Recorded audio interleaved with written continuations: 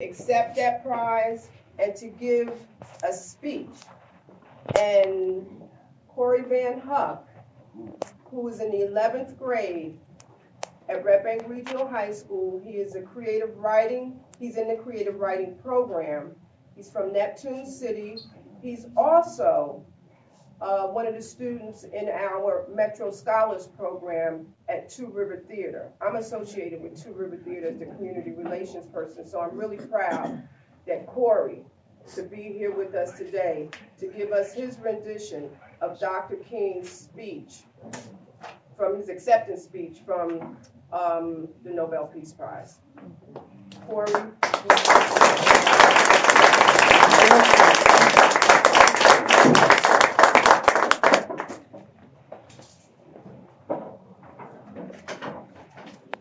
Good morning, everybody. Good morning. Your Majesty, Your Royal Highness, Mr. President, Excellencies, ladies and gentlemen, I accept the Nobel Prize for Peace at a moment when 22 million Negroes of the United States of America are engaged in a creative battle to end the long night of racial injustice. I accept this award on behalf of a civil rights movement which is moving with determination and a majestic scorn for risk and danger to establish a reign of freedom and a rule of justice. I am mindful that only yesterday in Birmingham, Alabama, our children crying out for brotherhood were answered with fire hoses, snarling dogs, and even death. I am mindful that only yesterday in Philadelphia, Mississippi, young people seeking to secure the right to vote were brutalized and murdered. And only yesterday, more than 40 houses of worship in the state of Mississippi were bombed or burned because they offered sanctuary to those who refuse to accept segregation.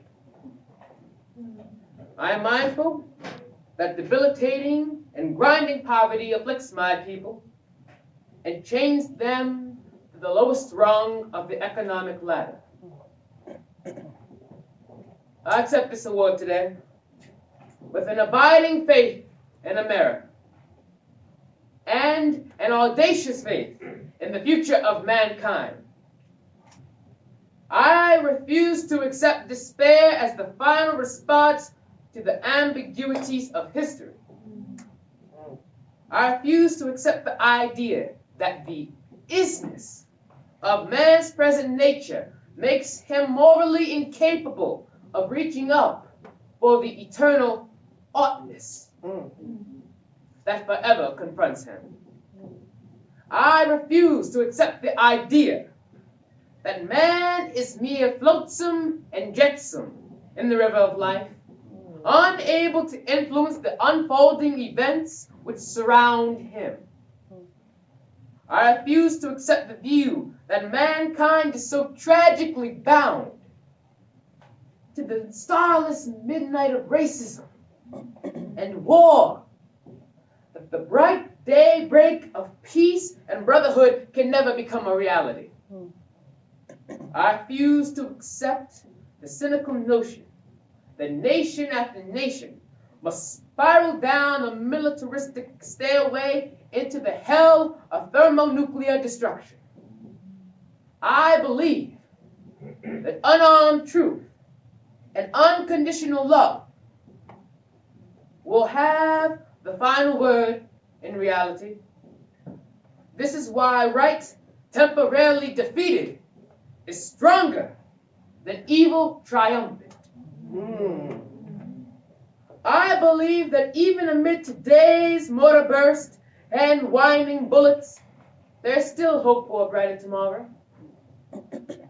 I believe that wounded justice, lying prostrate in our blood-flowing streets of the nation, can be lifted from this dust of shame to reign supreme among the children of men.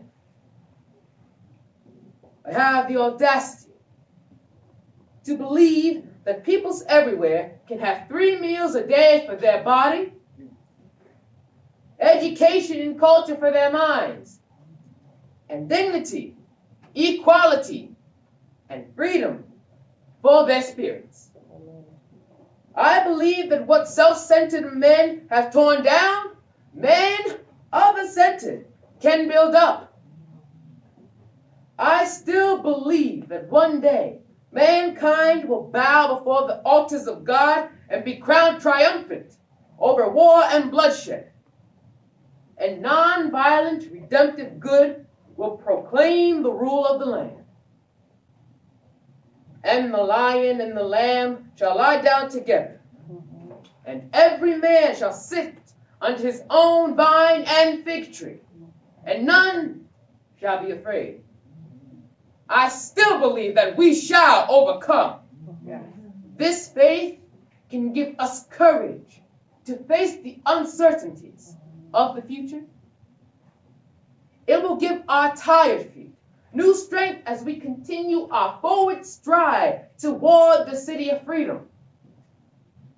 When our days become dreary with low hovering clouds, and our nights become darker than 1,000 midnights, we will know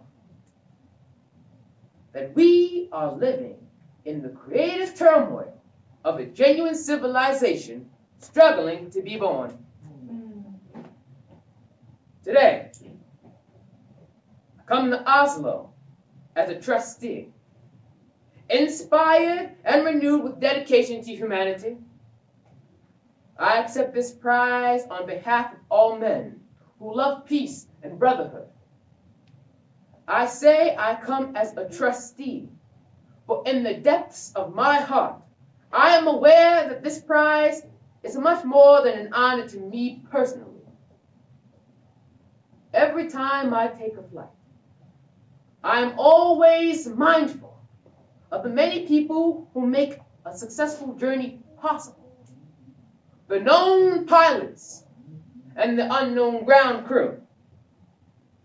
So, you honor the dedicated pilots of our struggle who have sat at the controls as the freedom movement soared into orbit.